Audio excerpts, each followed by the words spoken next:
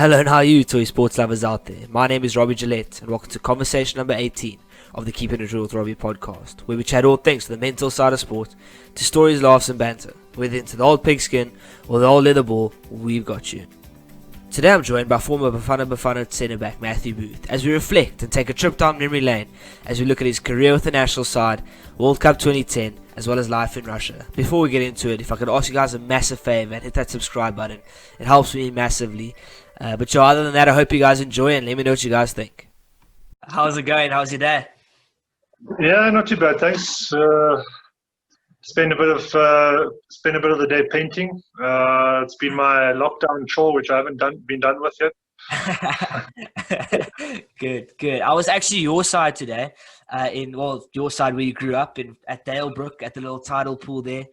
Went for a swim and a breakfast as one does in Cape Town. But yeah, it's been a good day. Before we get into it, I think let's just address the two things that the guys at home are thinking. I got a new prop because when I was 12 years old, I won that at Thor Park for my immense football skills. So I thought my first footballer, I have to put it up. And it makes the room look less sad as well. And second of all, I know what you're thinking, Robbie, that take this off. It's not a Bafana shirt. And you're right. I'm joking. I would never do that to you. But yeah, to make it better, I think, or consolation, I think it was their 2010 World Cup shirt. But that also could be a lie. I'm digging myself a hole. Let's get into it. I know you're a busy man, so thanks so much for joining me. How has your lockdown been, I guess, and what is the life of a pro or retired pro footballer like now? Yeah, so it took some adjusting, Robbie. I've got two young boys who love their sport, so just dealing with the two of them and managing what they do inside and outside the house was difficult enough. For me, since retirement, I've gotten into a gym regimen, to try and keep the beer belly away and keep the rig in check. Huh? Yeah, that's right. You got to. Otherwise, the missus starts looking at you a bit differently. But so that was also difficult for me. Then finding a space at home and trying to do some exercise, and I kind of was enthusiastic about it for a week or two, and then I just gave up. I stopped doing anything. I did a lot more chores around the house, and that kept me busy and out of trouble. Mm. So going to like your early days, let's strip it right back to Fishhook, born in Fishhook, raised there. What was the childhood like? It's a lot of surfing, maybe some fishing, swimming. Yeah, so a lot of my mates at the time were surfers and skateboarders and what have you. But for me, I just wanted a ball. Just give me a ball and I was happy. But trying to keep my balance, and it wasn't my thing. I enjoy the beach. I enjoy that environment on the peninsula. We go down every year. I take my boys down there, and they absolutely love it. Nothing really beat the outdoors and the variety that South Africa and particularly Cape Town, the sporting opportunities that you get given. Nothing compares really. So we're blessed down that way. I played a lot of sport at school. I wasn't particularly an academic of note. I just wanted to get outside, play soccer, cricket, rugby, you name it. At school, I played table tennis, and again, blessed that we grew up in that kind of environment. I was able to go to a government school that offered that facility, and the weather that goes with it that allows you to play so many different types of sport. Yeah. So was football always the passion? Was it always the passion? Or I know you said you picked up anything with the ball, but was football always one up on them? Yeah. So my dad and his three brothers had quite a rough, sort of tough reputation on the football fields. So I always used to listen to these stories that they used to tell us around the family so dinner the table. Booths are like the Etzebeths of football. Exactly, yes. Yeah. When I walk with my dad or my uncles, anywhere in Cape Town, they'll often get recognized, and they'll It's mad. because of what went down. And so I kind of stay clear of try to change that reputation as much as possible, but it's difficult. But no, so big footballing family. But I actually miss my cricket and I miss my rugby. I played first team cricket and rugby at school.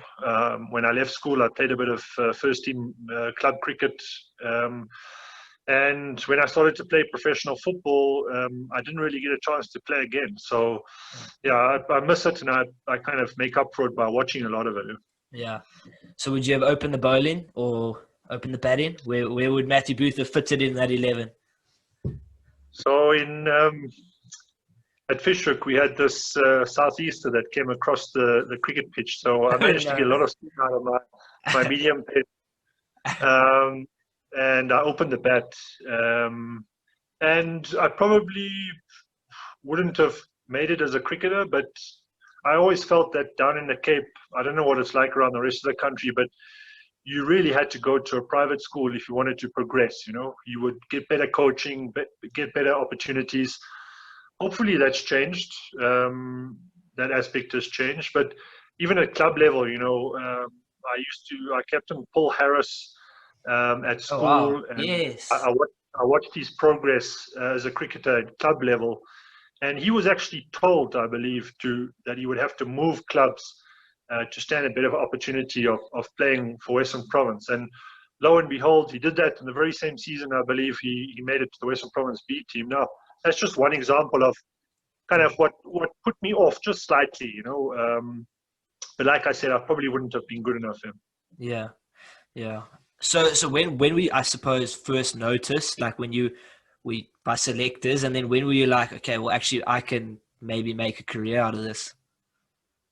Yeah, so in Cape Town, there was this very prestigious youth tournament called the Bay Hill tournament, and at under 19 level, all of the top junior teams used to get invited to this tournament, and Fishhook AFC in that particular year had a very good team, and we managed to crack an invite.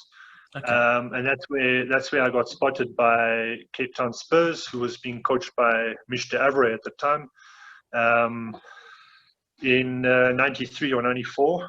And then I moved on to Cape Town Spurs and played for their juniors, and then progressed to the first team. So it was basically a very well-organized, well-run, prestigious tournament where I got my chance. So you had a almost 20-year professional career. So you would have played with some serious characters. So I thought, let's make it a bulky game of who is and why, so we can get some interesting insights here. So let's go. Who is the Kitman's nightmare? Well, I think it's generally goalkeepers who come back from their off season, because goalkeepers generally are very, very lazy, and especially when they go on their off season for a month, they've picked up maybe like 8 to 10 kilos. So yeah, you go to a beta for a month, and all of a sudden you're like 10 kilos light or heavier. It's weird. Yeah, that's right. But no, I'm only joking. I always give the goalkeepers a hard time because they call themselves footballers, but they're actually not. They can use their hands. So, any goalkeeper in particular?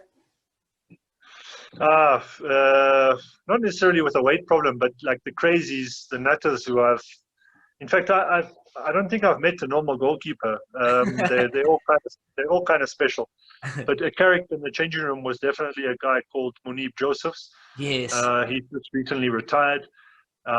He grew up in Mitchell's Plain in Cape Town, so I've come along with him, and I've watched his progress, intensely, and always like to see young footballers progress and fulfill their potential. But he was off the field; he was the life of the changing room.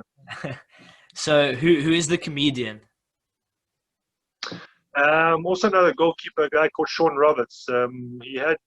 He had this kind of vulgar sense of humor, but when the going got tough, you needed guys to lighten the mood, and he was definitely one of them. He, I think, grew up on the West Rand here in Johannesburg, but spent most of his time down in Cape Town.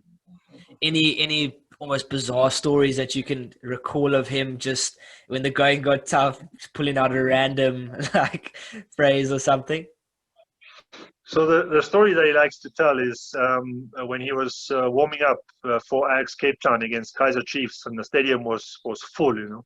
Yeah. And he used to love these tights. He didn't wear shorts. He wore tights, leggings. Yeah. He thought he had a good pair of legs, but I'm not so sure about it. But when he was warming up, kicking with the other goalkeeper, he could feel a fart coming along, and he tried to let one go.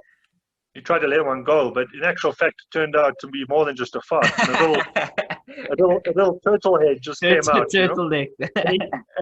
And his face changed completely. And his opposite goalkeeper said to him, "Hey, Sean, like what's the matter, mate?"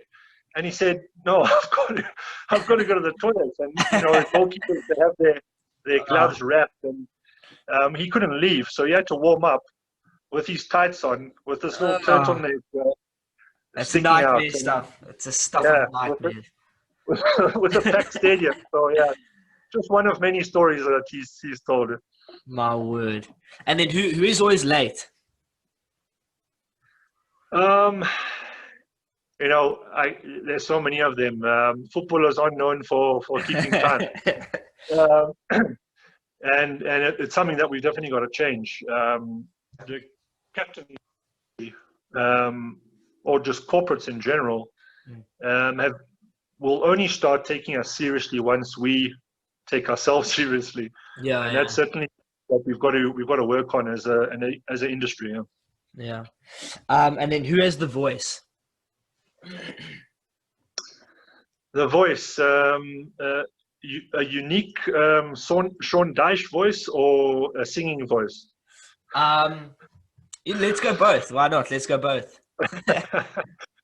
That's a tough one. The guys who had good voices, probably Thulani Flatswayo, the current Bafana captain, one of the younger players who I played with at Ajax Cape Town, and yeah, he could always get the team singing. Traditionally footballers here in South Africa, we warm up in the changing room. And generally when we come out of the changing room, we're already sweating, because of the dancing and the singing that takes place in the changing room. So yeah, I would say Thulani. Yeah, he's got a good voice. Man, that's cool. Who's the best you've ever played against? So in 1997, we qualified. We were the first national team under 20s to qualify for an intercontinental tournament. So we went to the World Youth Champs in Malaysia in 1997, and in our group was South Korea, Brazil, and France. Wow! And that French team, the starting 11, they had two strikers. One was Thierry Henry, and the other one was David Trezeguet. And they had Nicolas Anelka on the bench. So you had your hands full. So yeah, it was definitely that game. I didn't have my best game, and they showed us flames. But what an experience! Yeah, geez, something you can flip and still tell your kids. I've played against the legends of the game. That's mad. Who's the toughest you've ever played against? Like seriously, just dog. Yeah, so we had a centre back at Joma Cosmos, and Joma Cosmos are renowned for producing these tough footballers. And it was a guy called Andrew Rabutla, and his nickname was the Jaws of Life. So you can understand. Yeah, he was a tough tackler. Didn't pull out. So he definitely sticks out. Okay. So let's move on to Bafana, because it's obviously must have been an unbelievable honor to play for your country. But where was the national side based? Like, where was camp for you guys? I think the Proteas are up in Pretoria or something. Where was your camp? Yeah, so most of like the rugby guys and the cricket guys, generally they have a base or a high performance center that they stay at. We as footballers, kind of were nomads. If we were playing a game in Johannesburg, we would normally be based at the Sunnyside Park Hotel, or at Mill Park, somewhere central. And it just depended on which city we were based as well. But at junior level, under 20s and under 23s, our coach was rather superstitious, and we spent almost all of our time at Mill Park Hotel. And you used to arrive at the hotel, and the receptionist used to know you by your first name. The guy at the restaurant knew exactly what your order was going to be. So you make your debut in 1999 against Botswana. How do you reflect on your debut? And I mean, obviously, just how special was that? Yeah, the massive footballing nation of Botswana. Yeah, it's. I mean, no matter who you play, it's always special. Our coach was Trot Maloto at the time. I was still at Cape Town Spurs. So for a young kid to get a call up was one thing, but to get it from while you're still playing at Cape Town Spurs, which was one of the more unfashionable teams, at the time, was quite something. So I was rather proud of that. Yeah. The fact that we beat Botswana as well was good. Something that our national team struggles to do these days. But yeah, it's I think the smaller nations have definitely caught up with us while we've remained rather stagnant. So that is a concern. But it's a game that I'll always remember. It was in Gaborone, in the COSAFA Cup. And I played with a couple of debutants. One, Aaron Mokoena, who went on to, I think, make 109 caps and become captain of Bafana. So, great times. Why do you think, without putting yourself in hot water, that Bafana has stayed so stagnant? As you say, the other smaller nations have progressed, and we've kind of still struggled to qualify for the World Cup and beat the, I suppose, minnow nations. Well, I've been in hot water a number of times, so it doesn't really matter. I like to, whenever I criticize, I try to do it constructively. So when I'm on the telly as well, doing my punditry or whatever, I always try to offer a solution. And I think football fans must stop screaming at Bafana. I think my mantra now is, instead of doing that, rather go down to your local LFAs, your local football clubs, your amateur clubs, and volunteer there, and have a look at what facilities are available, and have a look at how few chances young boys and young girls have to progress in the game. And once you've realized that, once you've done that, you will then realize what our real issue is with our national team. Yeah. And that could be said for a number of our popular sports as well. We tend to throw a lot of money at our national teams, but actually, because our national sport is run by politicians, the politicians don't believe in long-term policies because they were afraid that they're not going to be there to reap the benefits. So they institute very short-term policies, which really don't work. Development in sport is like education. You cannot miss any single step. So a 10 to 15 year plan is of sustainable programs with proper facilities countrywide, not only in Cape Town and Johannesburg and Durban and our metros, all around the country. If they had done that in the late 90s, spend money properly, sustainably in the late 90s, when our country was still flush with cash, we wouldn't be talking like this now. Yeah, so you would say grassroots over national sides?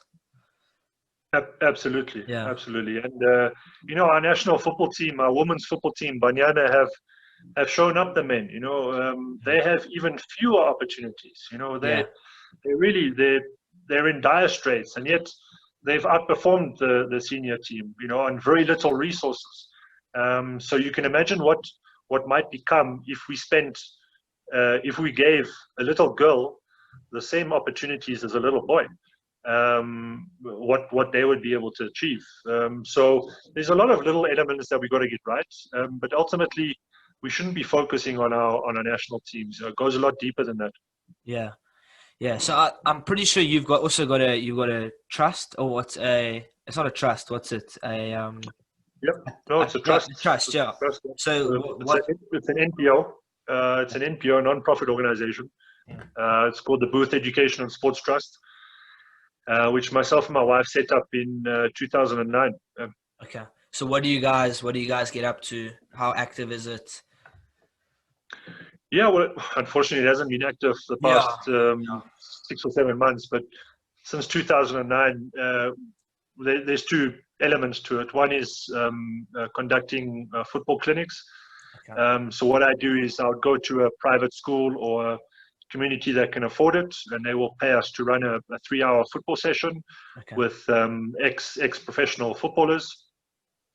Try and give them a lunch, in between, and give them a real good day out, with some professional elements to their session. And that will then allow us to go and do 2 or 3 coaching clinics in areas which perhaps cannot afford it. And then the other element to the trust is encouraging kids to read. We have book clubs, and we try to get book donations and hand them out to libraries and youth centers, mostly around Gauteng, but we've done quite a bit of work in Pangeni and in Cape Town as well. Okay. But yeah. Cool. So guys, if you're watching this, they can help out in any way, hit them up. I'm sure there's a website and a contact details. So debut in 1999, in 2002 World Cup you miss out due to knee injury. Due to the nature of, World Cup qualifiers, was it ever thought that, I may not get another crack at a World Cup? Yeah, at the time, 2002, I still felt I was fairly young as a central defender.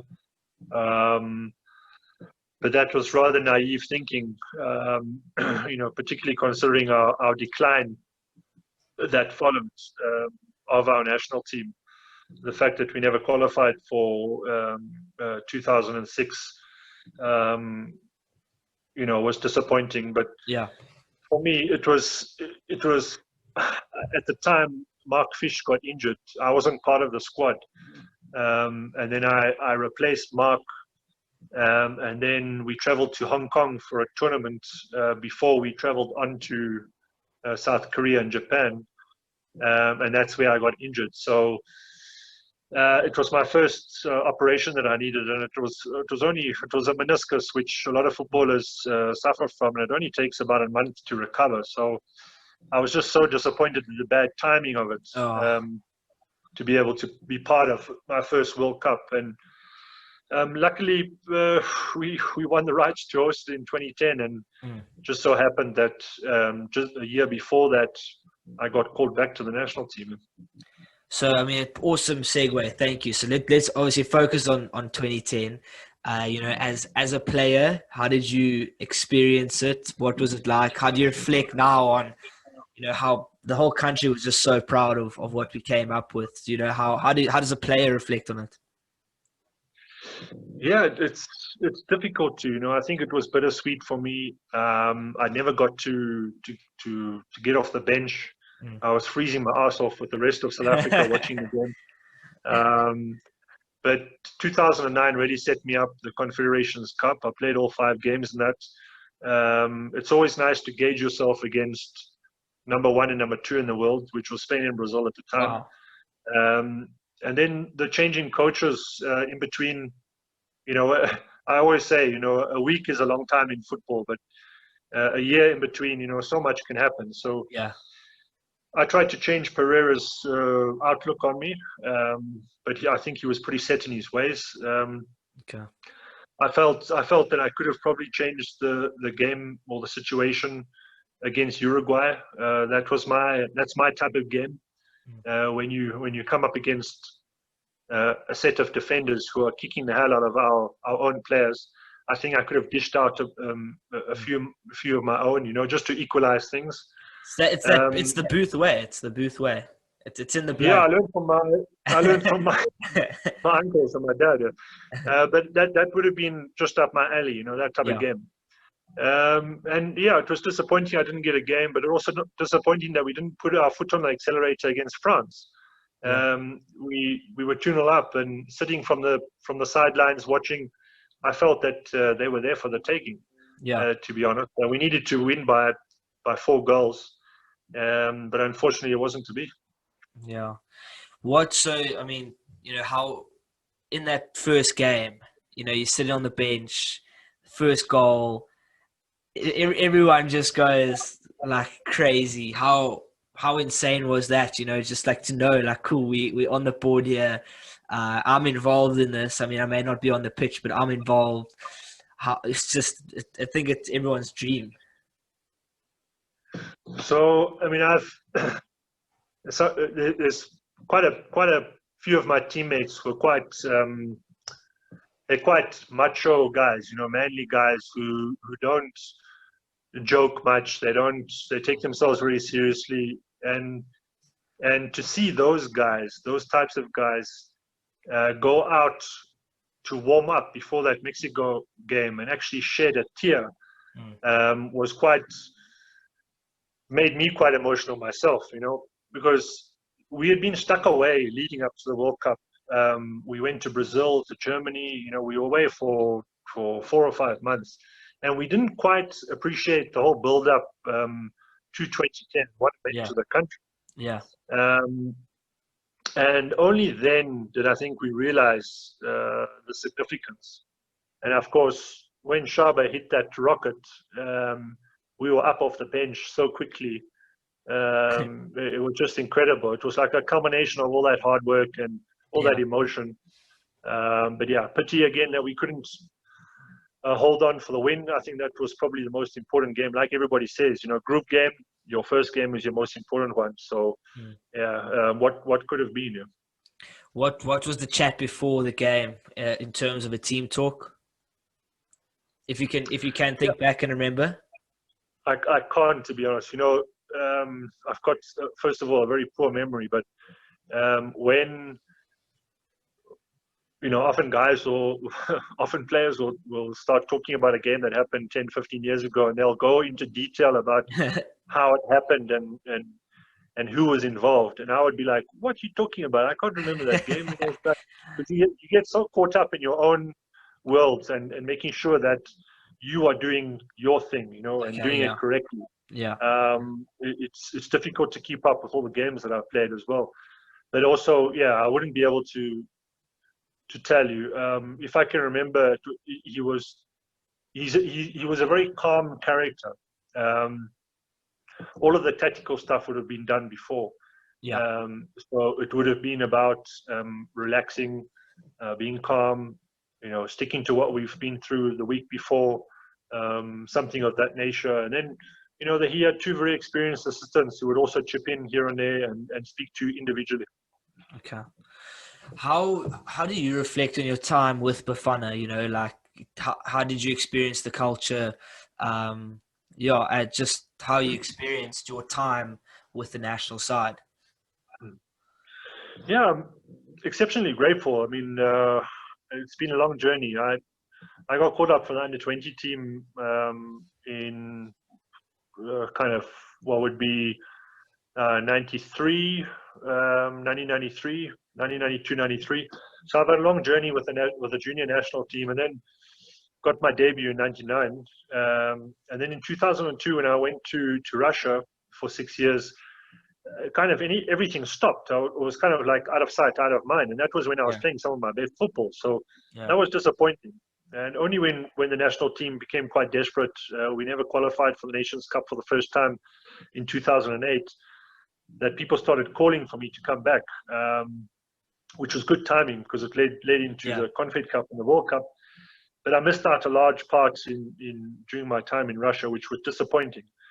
From a cultural point of view, football's always been quite representative demographically. Yeah. And a lot of people refer back to the World Cup as to me being the only white guy in the team. But in actual fact, it just so happened that that was the case during that time. We've always been quite representative. And if you look at the local PSL or our national team, it still is. So it's a bit of a pity that whole, a lot of journalists still ask me about and then refer to color.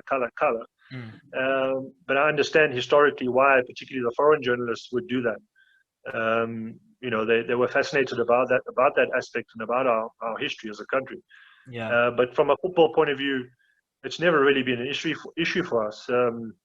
Even way back in '69, '72, they attempted a multiracial league during the dark days of apartheid. So we've never really been affected by the whole culture sort of race issue. It is the people's game. I mean, yeah. I think I watched a thing with you with I think it was the overseas journalist called you the White Knight. And I know you, yeah, it's journos, huh? Journos. Yeah, it was cheesy. Yeah. I think that it was quite a reputable newspaper who did the original interview. But what happens in England is that often their sister publications will steal the article, and put up a different headline. So it was basically the same article, but I think it was from the Sun that put up this very cheesy tabloidy type headline, which was a little bit embarrassing. You obviously mentioned you moved over to Russia. How did that move come about? Like, was it an offer, an agent thing? How did the Russian move come? Yeah, so I was still at Sundowns. I'd been on a couple of trials already overseas. Either I had impressed, for example, at West Ham, I impressed Harry Redknapp. They wanted to do the deal. Unfortunately, my club asked for too much money at the time. It would fall through. Or I would have a very bad week on trial and they were not interested. So it came to a stage in my career where I was 27, 28, and I realized that to maximize my earnings, I better start earning dollars or euros.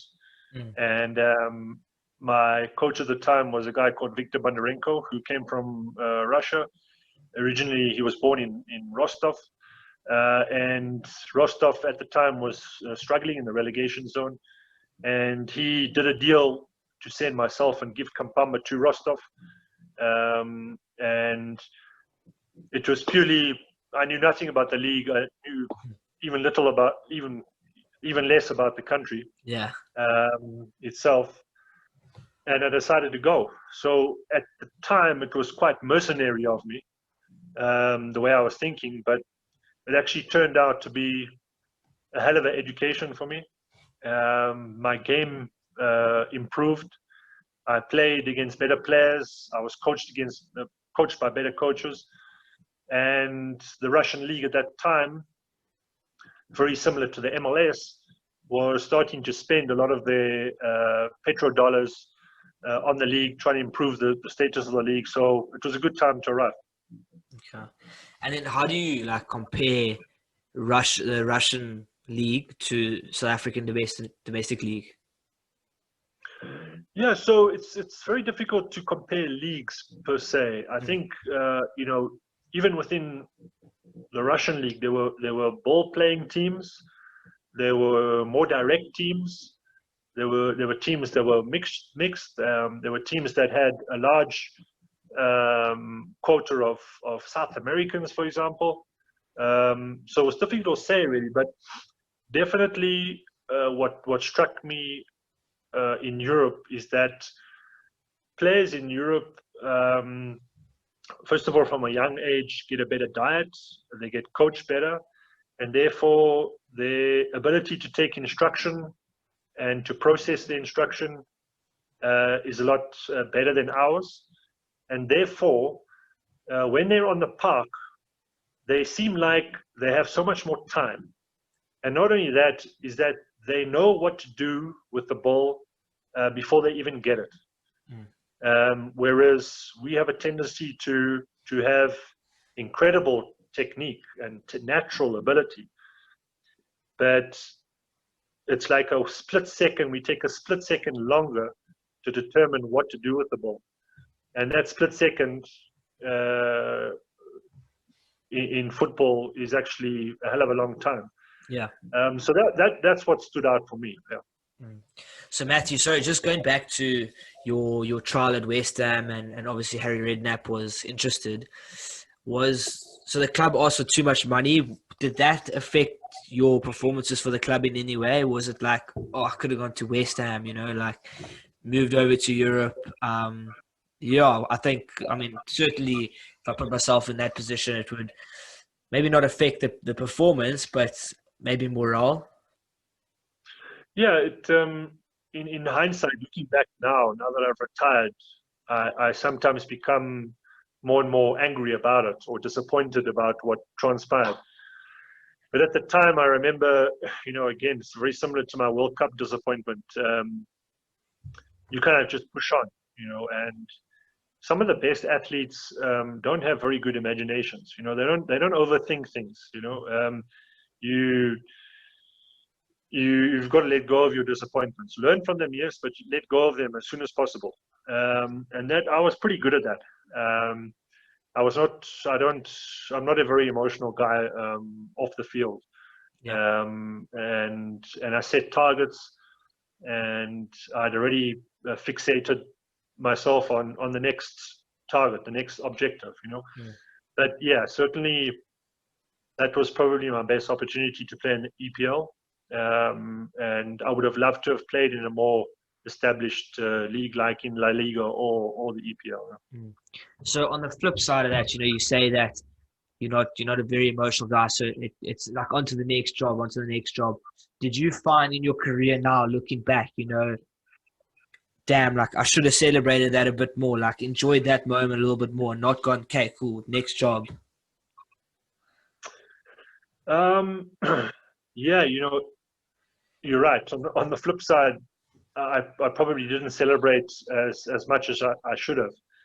But having said that, I learned from a young age that being in a team sport, you can't get too arrogant. You can't afford to get too arrogant. Otherwise, the football gods are going to give you a swift kick in the balls, and bring you back.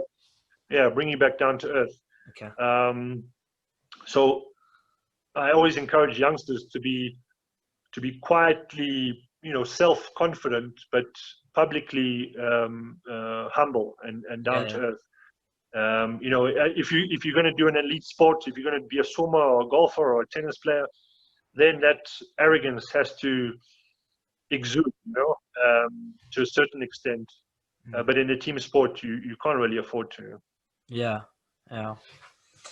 In Russia, did you ever experience like some pretty weird experiences like while playing? I know it's quite a, like I've spoken to quite a few rugby players, and they've said like in France, you come from South Africa where like the guys braai on Grooteskied at Newlands, and then they'll duck, and if they see you, they'll say, how's it? But in France, you go to the restaurant, you lose on the weekend, then you're not going to eat there. You'll go to McDonald's or something. Did you ever have some pretty weird experiences? Yeah, look, there were many weird experiences, but none that I can really repeat on this platform. We're gonna have to have beers then. We're gonna have to have a couple beers and chat about it then. But yeah, I mean, just the general culture. I mean, the superstitions and the way of life in Russia. There were definitely two generations. One was very old and stoic and sort of ex-communist types who needed a bit of a couple of shots of vodka to loosen up. And then you had your sort of hip hop MTV generation who were a lot younger. That definitely struck me. And within the footballing culture, the guys love the Russian sauna. That was their probably the biggest tradition, where we would go out as a team to a typical Russian sauna, a wooden Russian sauna, and you sit in there You then go out into the snow. You rub yourself with snow to cool down. Get back inside, go into the sauna again, come out, have some beers and small crayfish, Yeah. and just talk nonsense, talk about the game or talk about life. Yeah. And that was interesting for me, because that was obviously completely different to what I've experienced here in South Africa. And anybody going overseas, whether you of a professional nature or not, do yourself a favor and try to learn the language. Try to ingratiate yourself with the locals. Appreciate their customs, because it definitely helped me in that regard. When the going got tough, you knew that they were on your side. Yeah. They weren't going to go against you just because you were a foreigner taking their money. So that's something that I learned early on, and I was grateful that I did that. Yeah. So can you speak Russian? Да, конечно. У тебя? Yeah. like full on, are you fluent? So when I left, the first 2 years that I spent in Russia, I had a translator, which was a mistake. So I didn't learn much. Then I decided I've definitely got to crack on and learn this language. So for the next 4 years, I became fluent. 2008, when I left, I was fluent. Wow. But when you lose it very easily, Yeah. there's not a large Russian community here in South Africa, and so it's difficult to keep up with it. But I think I would be able to pick it up easily again. But yeah, I enjoy talking it. I enjoy listening to some of the Russian channels, and just keeping my ear to the ground with what's going on there as well. Wow, that's cool. Yo, I'd love to learn another language actually, but not Afrikaans, one of the cool ones in Europe or something. Yeah, well, if you ever go to Moscow, just go by yourself. Don't take your missus with you. Okay, well that's another conversation we're gonna have over beers. But sure, let's move on to the Q&A. I'm conscious of your time. It's been 40 odd minutes, so let's just go through the Q&A. Did you ever play in the Champions League? No, unfortunately not. But I did get a couple of Europa games under the belt. Yeah. Okay. What has been your favorite country to play against? Funny enough, Brazil. I've always had good games against Brazil. Okay, sure. And as a pro footballer, how often do you how often did you train a week as a team and then as an individual? Yeah, so during the preseason, we would train sometimes 3 times a day. A gym session, morning field session, and then a friendly game. During the season, only once a day. Okay. And if we played on a Saturday, we would most likely get Sunday off. Sunday would be a light training session, or to get rid of all the lactic acid. Monday would be off, and then we would train Tuesday, Wednesday, Thursday, Friday, leading up to the Saturday game. So, but these days, some of the teams, most of the teams are playing Wednesday weekend. So yeah, it becomes a little bit more complicated for the coaches these days. Yeah. Did you ever play over festive seasons? So missed Christmas, missed New Year's? So no, I was quite fortunate in South Africa. They normally gave us 1.5, 2 weeks off, so that we could be with our families during Christmas and New Year. Okay. We would often play up until a couple of days before Christmas, and then when I was in Russia, the Russian season went from March until November. Okay. I got half of November and the whole of December off. I came back to South Africa. Sure. And then January and February we went on preseason training to, Spain, Cyprus, Turkey, and the UAE were quite popular because in Russia it was too cold to train. And then our season started again in March. So I was always back home for the festive season, which was great too. Sure, that's awesome. Would you encourage guys South African guys who can get over just to go and experience going to preseason in Spain, in the UAE? Yeah, absolutely. I mean, as a South African club, it's quite expensive to do. But Yeah. if you're an individual, if you're a professional footballer and you get an opportunity to join a club in Europe, I would encourage it. A lot of the guys are in a comfort zone here in South Africa because you can earn as much as 350K a month Sure. at some of the big teams. It's quite a wide range. That you get some youngsters coming into the first team, earning a couple of thousand rands. So it is quite a wide range. But the guys are in a comfort zone here. Our league just last year turned over R1 billion in revenue. Wow. Yeah. So the problem is getting them out of here and getting them to leagues where they're playing at a better level. Yeah. And we've just recently had a raft of players do that, which is good, and it will be good for our national team. But just from an education point of view, learning a new culture, learning a new language, being injured in a foreign land, going back to your apartment when all your friends or family are on a different continent, it builds character. Yeah. And that's what we need most of is good footballing characters, good all-round products. Yeah. Matthew, thanks so much for joining me. Now, I was actually telling my family before, I was really nervous because when I was watching you, not to give your age away, but I would have been 6, 7, 8, and I remember watching you going like, this guy's my hero, and now to chat to you has just been so awesome. So thank you so much. I really appreciate it. No, not a problem, Murray. Always a pleasure. And next time I see you, I've got to sort you out with a Bafana shirt. That's not right. That's the thing. It's wrong. Actually, I'm going to go buy one now. I'm going to go.